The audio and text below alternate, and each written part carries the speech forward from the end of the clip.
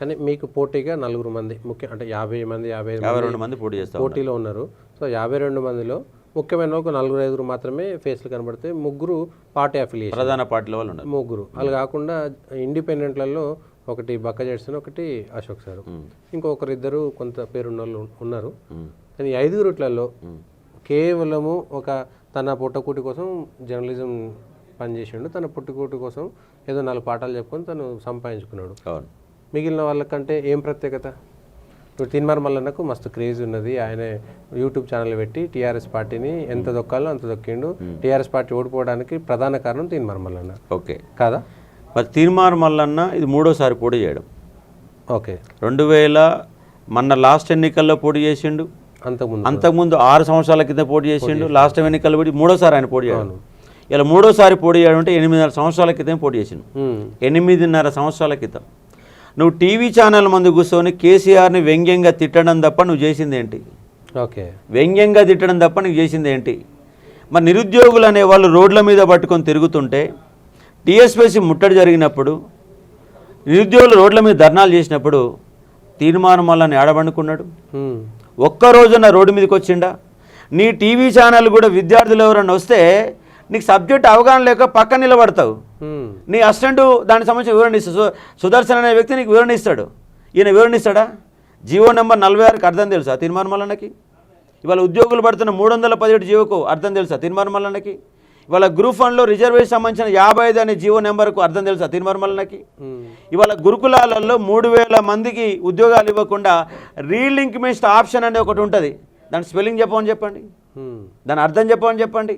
Group 1లో ఎన్ని పేపర్లు ఉంటాయి తెలుసా? సెంట్రల్ జాబులకి రాష్ట్ర స్థాయి ఉద్యోగాలకు ఉన్న తేడా తెలుసా? ఇవాళ రాష్ట్రంలో ఎన్ని జోన్లు ఉన్నాయో తెలుసా? ఏ జోన్లో ఎంత పర్సంటేజ్ ఉంది, ఏ జోన్లో ఎంత జనాభా ఉంది, ఏ జోన్ ఏ జిల్లాల పరిధి వస్తుంది, జోనల్ సిస్టమ్ గురించి చెప్పండి. జోనల్లో జిల్లా స్థాయి ఉద్యోగాలు ఏంది, జోనల్ స్థాయి ఉద్యోగాలు ఏంది, స్టేట్ వైడ్ ఉద్యోగాలు ఏంది, డిఫరెన్స్ చెప్పండి. ఇవాళ హారిజంటల్ రోటిగా రిజర్వేషన్ సమస్య ఉంది, దాని గురించి వివరణ ఇవ్వని చెప్పండి. నీకు ఏం తెలుసని పోటీ చేస్తున్నావు? పైగా సిగ్గుండాల. ఎందుకంటే 8.5 సంవత్సరాల క్రితమే పోటీ చేసిన నువ్వు ఇవాళ కూడా నిరుద్యోగుల గురించి అధ్యయనం చేయలేదు. నువ్వు అధ్యయనం చేసిన దేంట్లో, నువ్వు రీసెర్చ్ చేసిన దేంట్లో? బ్లాక్ మెయిల్ రీసెర్చ్ చేసినాం. ఏ పొలిటీషియన్ ఎట్లా బ్లాక్ మెయిల్ చేయాలా, ఏ పొలిటీషియన్ ఏ టైంలో ఏడ పండుకుంటున్నాడు, ఫామ్ హౌస్లో పండుకుంటుండా లేదా లాడ్జీలో పండుకుంటుండా, వాడు పండుకున్నాడు ఒక వీడియోలు తీసుకొచ్చి వాడిని బ్లాక్ మెయిల్ చేసి 100 కోట్ల రూపాయలు సంపాదించినవి తీన్మార్ మల్లన్న. 100 కోట్ల రూపాయలు. నువ్వు తిరిగే నీ యొక్క కార్లు ఏంది, నీ వ్యవస్థ ఏంది, నీకు అసిస్టెంట్లు ఏంది, 10 కార్లు ఏంది, నీ వ్యవస్థ ఏంది, యాడ్ నుంచి వచ్చిన నీకు? ఇవాళ రాష్ట్రంలో సగం మంది పొలిటీషియన్స్ తీన్మార్ మల్లన్న బాధితులు. ఇవాళ కాంగ్రెస్ పార్టీలో ఇవాళ సగం మంది బాధితులు ఆయనకు. ఇవాళ కాంగ్రెస్ పార్టీకి పైకి వాళ్ళు టికెట్ ఇచ్చిన ఏ ఒక్క వ్యక్తి కూడా ఇవాళ తీర్మానం మల్లన్న సహకరించాడు. ఎందుకంటే రేపు వాళ్ళని బ్లాక్మెయిల్ చేస్తారు. ఎందుకంటే పొలిటీషియన్స్ అనే వాళ్ళకు చాలా బలహీనతలు ఉంటాయి. ఆ బలహీనతలే తీర్మానం మల్లన్న యొక్క పెట్టుబడి. నా దగ్గర లిస్ట్ ఉంది, ఎవరెవరు బ్లాక్మెయిల్ చేసి నాకు లిస్ట్ కూడా ఉంది. అది కూడా టైం వచ్చినా బయట పెడతా, ఎందుకంటే వాళ్ళ పేర్లు చెప్తే మరి వాళ్ళకి ఇబ్బంది కదా, తీర్మానం మల్లన్నకి ఇబ్బంది కదా. మళ్ళీ ఆలం పెట్టి ఇంకోళ్ళు పోయి వాళ్ళని కూడా బ్లాక్ మెయిల్ చేసే అవకాశం ఉంటుంది కదా. కాబట్టి ఒక బ్లాక్ మెయిలర్ నీకు సబ్జెక్ట్ ఏముంది? ఉస్మానియాలో చదువుకున్నావా? ఏమన్నా తెలంగాణ సమాజం గురించి ఏం తెలుసు నీకు చెప్పు ఫస్ట్. తెలంగాణ అస్తిత్వ పునాల గురించి నాతో డిబేట్ పెట్టండి, ఓపెన్ డిబేట్ పెట్టండి. మన 10 టీవీలో డిబేట్కి వస్తే అశోక్ కుమార్ వస్తే నేను డిబేట్కి రానని చెప్పిండు. నీకు దమ్ము ధైర్యం ఉంటే తీర్మానం మల్లన్నని సవాల్ చేస్తున్నా, నీ దగ్గర సబ్జెక్ట్ ఉంటే, నువ్వు 8 ఏళ్ళుగా నిరుద్యోగుల గురించి మాట్లాడింది నువ్వు వాస్తవం అయితే, నిరుద్యోగుల గురించి నీకేమైనా తెలిస్తే ఆర్ట్స్ కాలేజ్ ఇక్కడ ఓపెన్ డిబేట్ పెడతా, లేదా సిటీ సెంటర్ లైబ్రరీ డిబేట్ పెడతా. నీ ఛానల్కి నేను వస్తా, నీ క్యూనీ ఛానల్కి నేను వస్తా, నాతో మాట్లాడు. నేను అడిగే ప్రశ్నలు నువ్వు సమాధానం చెప్పు. నువ్వు ఏ ప్రశ్నలు అడుగుతా నీ సమాధానం చెప్తా. అంటే ఎంతసేపు కేసీఆర్ ఫ్యామిలీని వ్యంగ్యంగా తిట్టడమేనా నువ్వు చేసినటువంటి వృత్తి?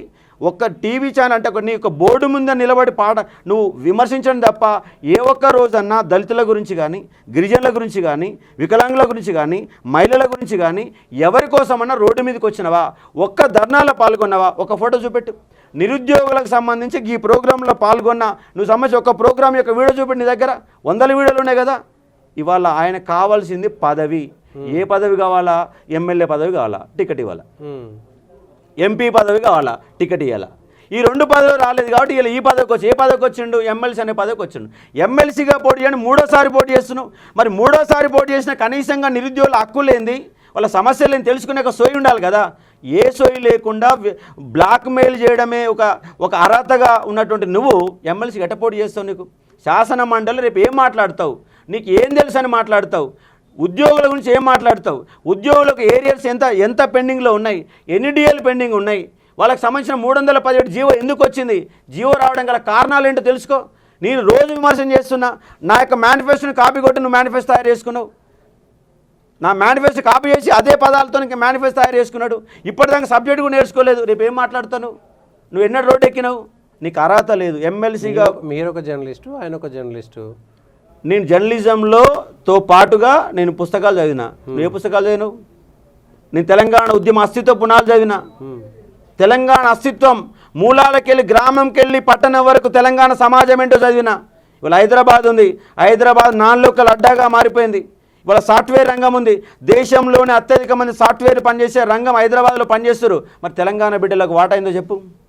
తెలంగాణ రాష్ట్రం ఏ అవసరాల కోసం అయితే తెలంగాణ రాష్ట్రం ఏర్పడిందో అవసరాలు నష్టపోయిన వాళ్ళు ఎవరంటే నిరుద్యోగులు. గవర్నమెంట్ ఉద్యోగాలు రాలేదు, ప్రైవేట్ ఉద్యోగాలు రాలేదు. హైదరాబాద్లో ఫార్మా రంగంలో తెలంగాణ వాటా ఎంతమంది ఉద్యోగులు పనిచేస్తారు చెప్పండి. ఇవాళ కాంగ్రెస్ గవర్నమెంట్ 75% స్థానిక రిజర్వేషన్లో ఇస్తామని హామీ ఇచ్చింది. ఇప్పటిదాకా మీటింగ్ పెట్టలే, ఇప్పటిదాకా చర్చ పెట్టాలా, రేపు వాళ్ళ మెడలు వంచాలా. అంటే ఎమ్మెల్సీ అని ఆయన ప్రభుత్వం తరపున కనుక రేపు గెలిస్తే నువ్వు ప్రభుత్వాన్ని ఎదిరించి మాట్లాడతావా? ప్రభుత్వం ఏం చేయదు. గత గవర్నమెంట్ మోసం చేసి ఏం చేయాలా, ఈ గవర్నమెంట్ కూడా ఏం చేయదు. నువ్వేం చేస్తావు చెప్పు? గవర్నమెంట్ విమర్శించి ఎదురుగా నిలబడి ఎమ్మెల్సీ పదవికి రాజీనామా చేసే దమ్ముందా నీకు? నీ సబ్జెక్టే తెలియనప్పుడు ఏం మాట్లాడతావు చెప్పు ఫస్ట్. కానీ అధికారంలో ఉన్నటువంటి వ్యక్తి కాబట్టి ఇంకెక్కువ ఏముండదు. అధికారంలో ఉంటే డూడు బసవన్నలా తలుపాలా. ఇవాళ బల్మూరు వెంకట్ గారు ఎమ్మెల్సీ అయ్యిండు, ఏం ప్రశ్నిస్తున్నాడు? ప్రశ్నిస్తే వాళ్ళు ఓళ్ళింటున్నారాడ. అధికారంలో ఉంటే ఏం జీరో. నేను నిరుద్యోగుల తరపున నిలబడతా. ఇవాళ శాసన మండలిలో శాసన మండలిలో మాట్లాడడానికి ఏముందాడా? సంవత్సరానికి 2 సార్లు ఏదో సమావేశం అయిందంటే అయింది. ఆ 2 సార్ల సమావేశంలలో ఒక ఎమ్మెల్సీకి వచ్చే అవకాశం ఎంత అంటే మహా అయితే ఒక అర్ధ గంట, గంట. అంటే సంవత్సరం పేరు మీద నువ్వు మాట్లాడేది 2 గంటలకు మించి ఉండదు శాసన మండలిలో. కానీ నిత్యం విద్యార్థుల మధ్య ఉండాలా, విద్యార్థులతో సాహసం చేయాలా, విద్యార్థుల సమస్యలు తెలుసుకోవాలా, విద్యార్థుల తరపున నిరాహార దీక్షలు చేయాలా, విద్యార్థుల మీద ధర్నాలు చేయాలా, వాళ్ళ సమస్యలు తెలుసుకోవాలా. నీ సమస్య తెలియనప్పుడు ఎట్లా తెలుసుకుంటావు? ఇవాళ అశోక్ సార్ ఉన్నాడు, రేపు విద్యార్థులకి ఏమైనా కష్టం వస్తే విద్యార్థులు నా ఆఫీస్ రావాల్సిన పని లేదు, సమస్య ఎక్కడ ఉంటే అక్కడ పోతారు అశోక్ సార్. ఎందుకంటే అశోక్ సార్ యొక్క ఎజెండా ఉద్యోగులు నిరుద్యోగులే. ఈ అంశం పైన గ్రిప్ ఉన్నది. ఎందుకంటే ఒక పిహెచ్డి రీసెర్చ్ చేశాను, ఒక డబుల్ పీజీ హోల్డర్ని, పైగా ఎస్ఎఫ్ఐ స్టూడెంట్ ఆర్గనైజేషన్లో పనిచేసిన, ఉస్మానియా యూనివర్సిటీలో చదువుకున్నా, పైగా ఎడ్యుకేషన్ అనే జర్నలిస్ట్గా పనిచేసిన నేను.